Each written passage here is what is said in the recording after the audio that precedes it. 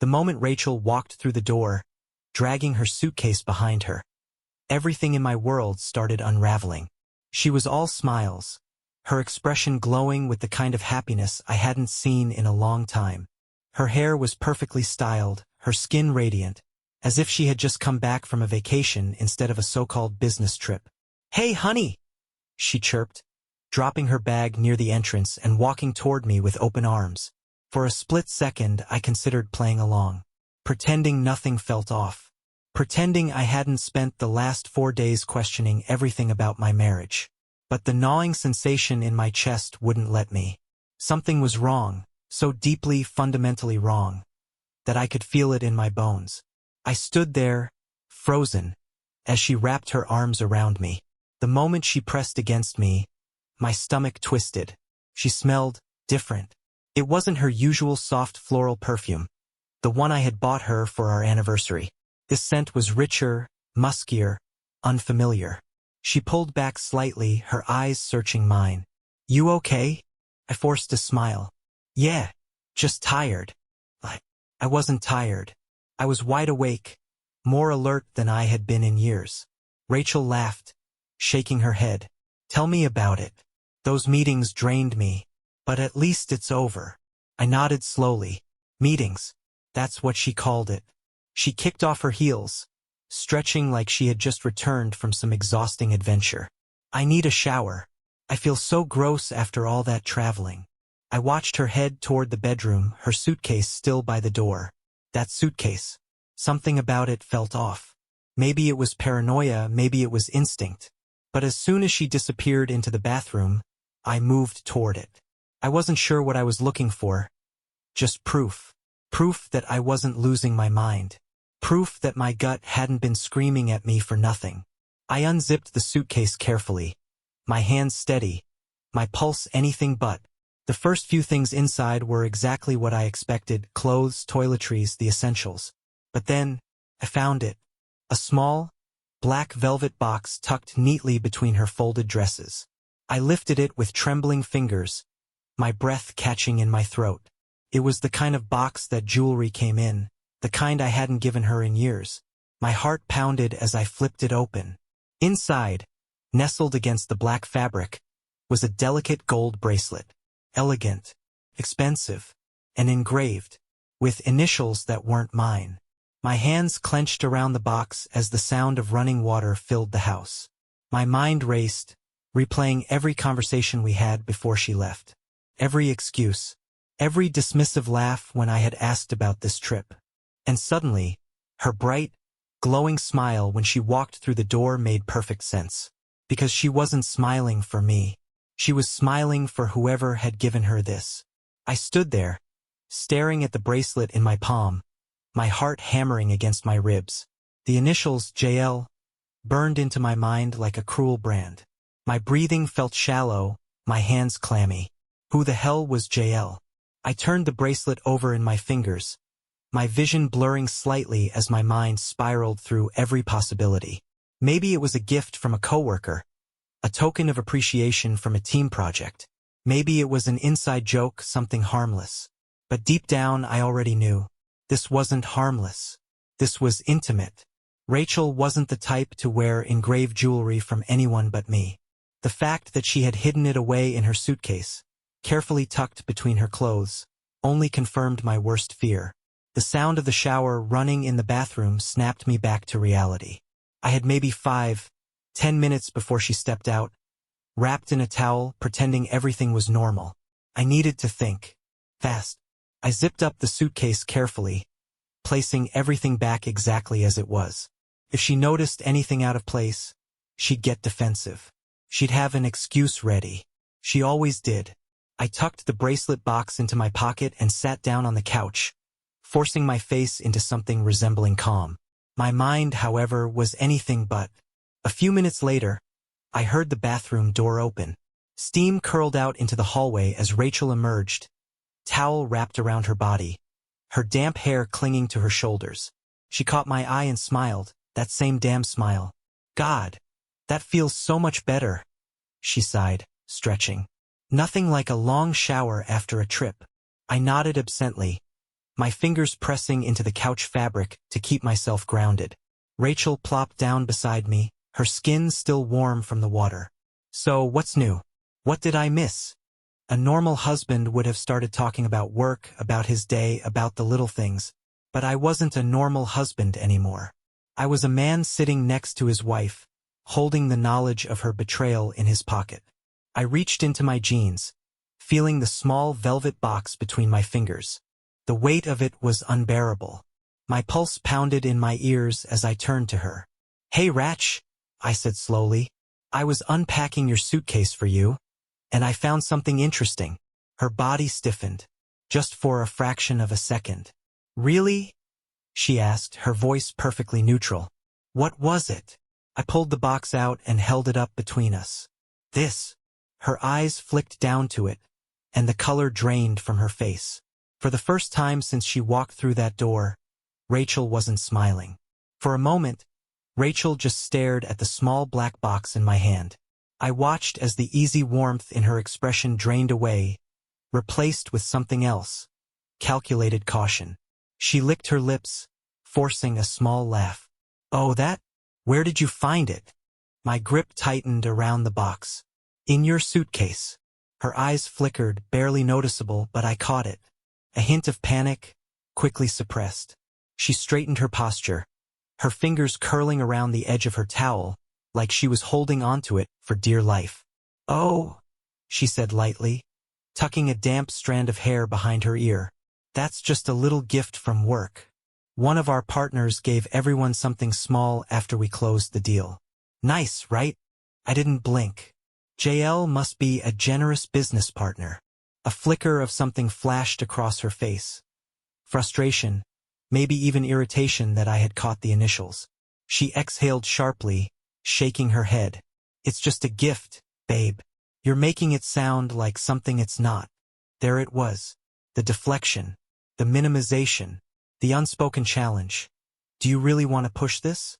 I leaned forward, elbows on my knees, the bracelet box still in my hands. "So why didn't you mention it?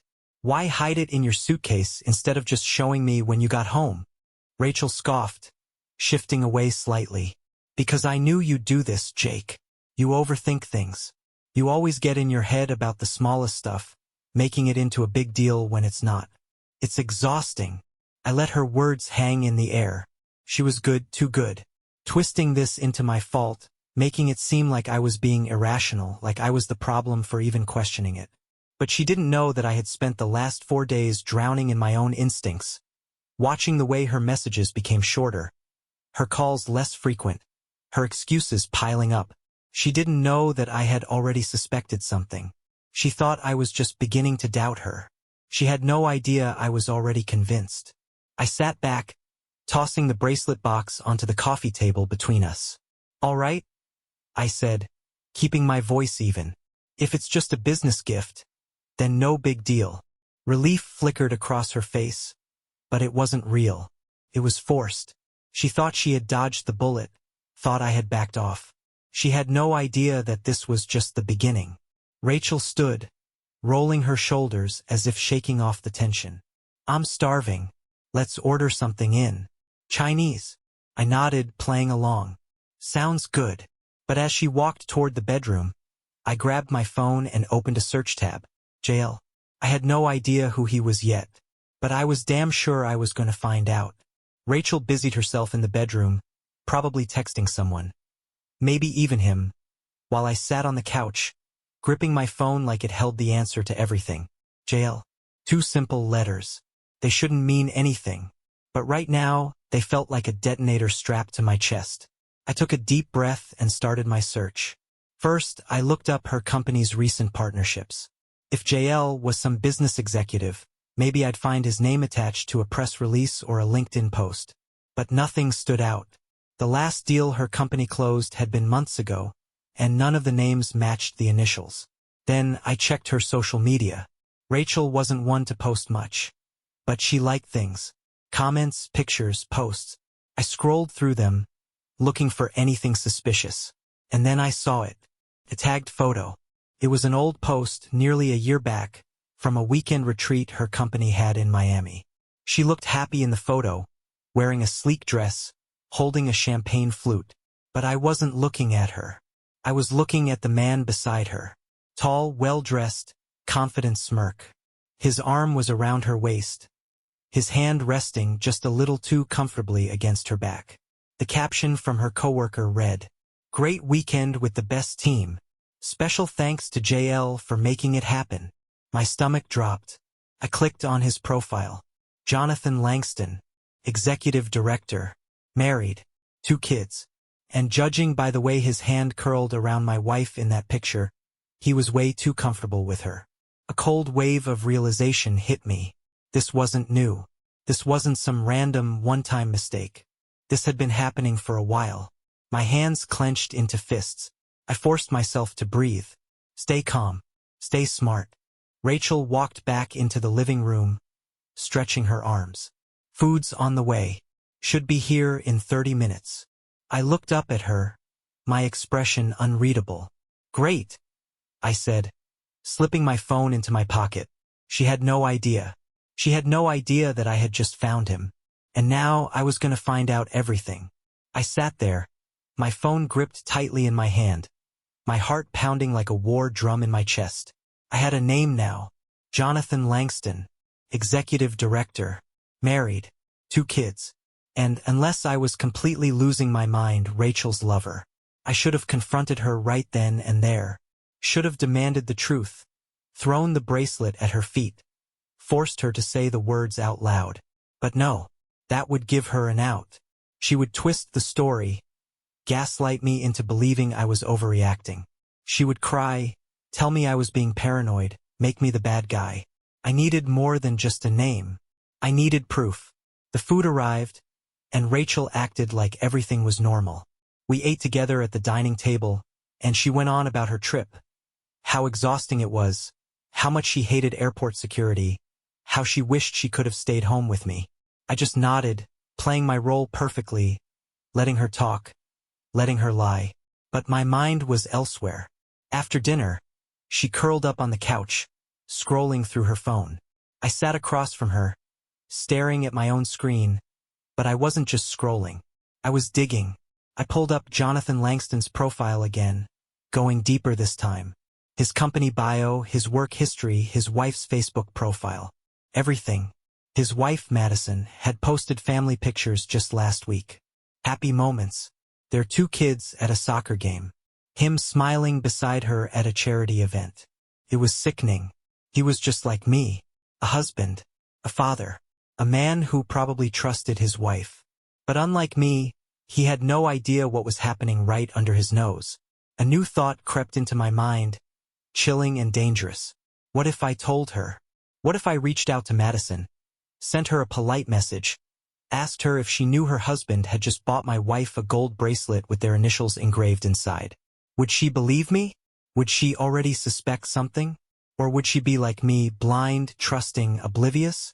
Rachel's laugh snapped me out of my thoughts. She was texting someone. She wasn't even trying to hide it. Fingers moving quickly over the screen, lips twitching with amusement. I swallowed down the rage boiling in my chest. I needed to be careful. One wrong move and she'd start covering her tracks.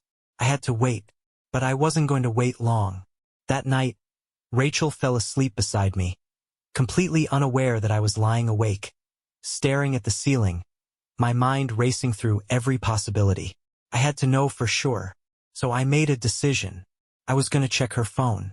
It was risky, stupid even, but I needed to see it with my own eyes. I waited. I listened to her breathing, slow and steady. When I was sure she was deep asleep, I carefully reached across the bed, sliding her phone from the nightstand. The screen lit up. Face ID required. Damn it. I took a deep breath. I had one option left. I turned slightly, angling the phone toward her sleeping face. The screen unlocked instantly. My pulse pounded as I navigated to her messages. And then I saw it. A thread with JL. I tapped it open, my stomach twisting into knots. And what I read made my blood run cold. JL, I can still smell you on me. God, I wish we had more time. Rachel, me too. I miss you already. JL, We need another trip soon. Next time, let's make it longer. Rachel, you know I'd love that, but I have to be careful. He's been acting weird lately. JL, does he suspect? Rachel, I don't think so, but he's been watching me more than usual. Maybe I should do something to throw him off. My vision blurred. I felt like I couldn't breathe. She knew. She knew I was onto her. And she was already thinking about how to manipulate me. I clenched my fists, my hands shaking. I had all the proof I needed.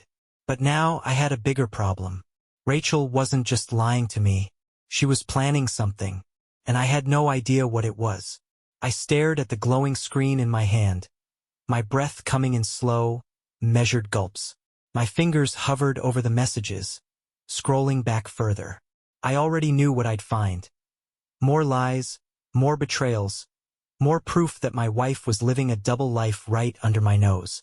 But I had to see it. I had to understand just how deep this went.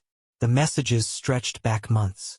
Late-night conversations, weekend planning, coordinating hotel stays, their little inside jokes. Rachel, that was risky, but so worth it. I swear I can still feel you on me. JL, you drive me crazy. I don't know how I'm supposed to go home after that. Rachel, I bet Madison's waiting for you. Clueless as always.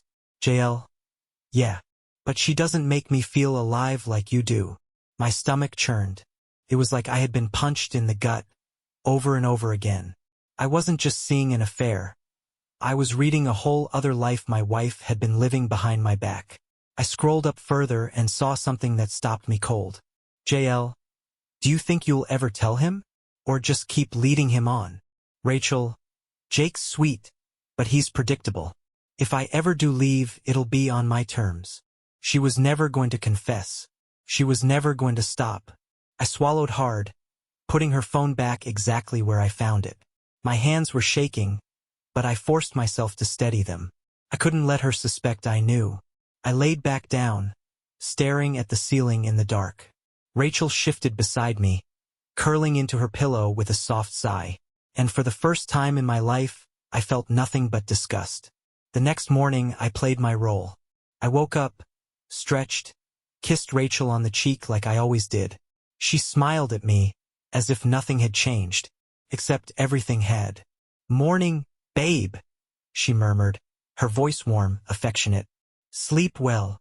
Yeah, I lied. She stretched, running a hand through her hair. I have a late meeting today. You don't mind if I come home late, do you? I bit back a bitter laugh. A meeting, right? Instead, I just shrugged. Of course not. Work comes first. Rachel's smile widened. She thought she was winning. She thought I was still blind. I went through the motions of my day, but my mind was spinning. I had the proof. I had the betrayal carved into my memory. But what now? If I confronted her, she'd deny it. If I walked away, she'd win. No, I needed more. I needed to make sure she never saw this coming. I had one more move to make. That afternoon, while Rachel was still at work, or rather wherever she really was, I made a call. Hey, is this Madison Langston? There was a pause on the other end. Then a hesitant. Yes. Who's this? I took a deep breath. My name's Jake. I think we need to talk. There was another pause, longer this time. When she spoke again, her voice had shifted. Cautious. Wary. Talk about what? I glanced at the bracelet still sitting on my desk. The little engraved initials staring back at me like a final insult. About our spouses, I said quietly. And what they've been doing behind our backs. Silence. Then a sharp inhale. She knew. She had already suspected. But she wasn't ready for what I was about to tell her. The silence on the other end of the call stretched long enough that I started to wonder if Madison had hung up. But then I heard it. A shaky breath. Say that again? She said, her voice barely above a whisper. I exhaled slowly, steadying myself. I know about Rachel and Jonathan. I found the messages. I found the bracelet. I know everything. There was no immediate reaction. No denial. No outrage. Just quiet. And then, a soft, bitter laugh. Of course, she murmured. Of course he did. Her words hit me like a freight train. This wasn't shock. This wasn't disbelief. This was a woman who had already suspected the truth. I leaned forward, gripping my phone. How long have you known? Madison sighed. I didn't have proof until now, but I had a feeling. Jonathan's been distant, always working late, secretive with his phone. And the way he talks about your wife. She let out another bitter chuckle. Like she's some kind of forbidden fantasy. My stomach turned. They've been doing this for a while, I muttered, more to myself than to her. Months, maybe longer. There was a pause. Then Madison's voice softened. Jake, I'm sorry. I blinked, thrown by the sudden kindness in her tone. For what? For you having to find out like this. For going through this alone. And for the first time in the last 24 hours, I felt something other than rage. I felt seen. I had spent the last few days drowning in suspicion, anger, betrayal. But Madison understood. She wasn't just a stranger caught in the crossfire. She was living the exact same nightmare. A strange sense of solidarity settled between us. I'm not going to let them get away with this, I said quietly. Madison's voice sharpened. Neither am I. I hesitated before asking the question that had been gnawing at me. What do we do now? She was silent for a long moment. Then, when she finally spoke, her voice was steady. We make them think they've won, she said. And then we take everything from them. That evening, when Rachel walked through the door, she looked as composed as ever. Perfect wife, a perfect smile. She leaned in to kiss me, and for the first time I didn't flinch. Hey babe, she said smoothly, setting her bag down. Long day. Just want to shower and relax with you. I forced a warm smile. Sounds good.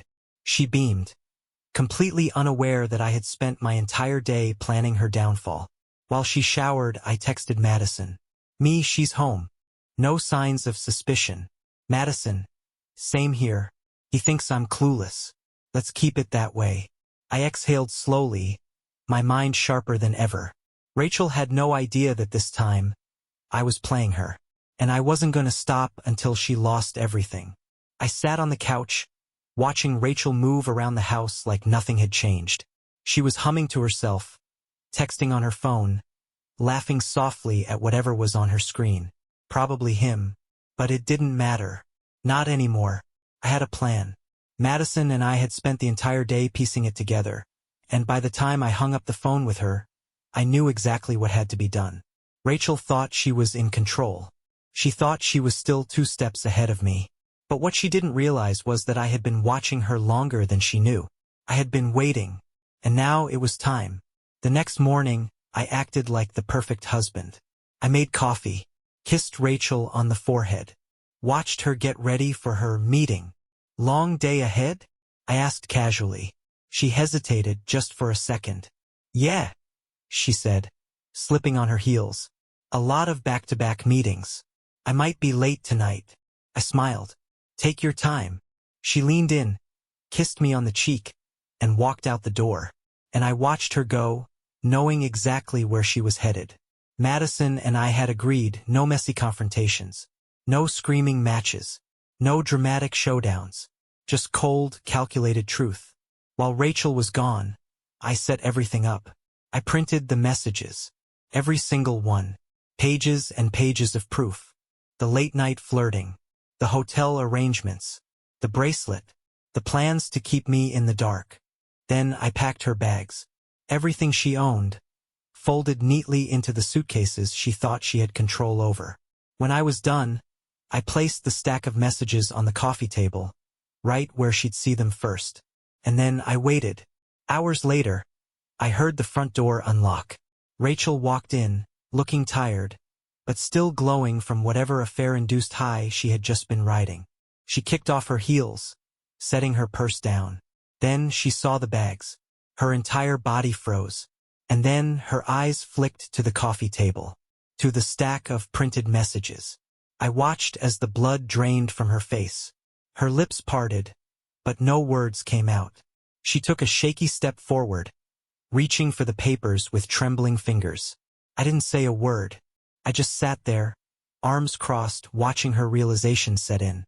"Jake," she whispered, flipping through the pages. She skimmed the words, her own words, the flirting, the lies, the betrayal.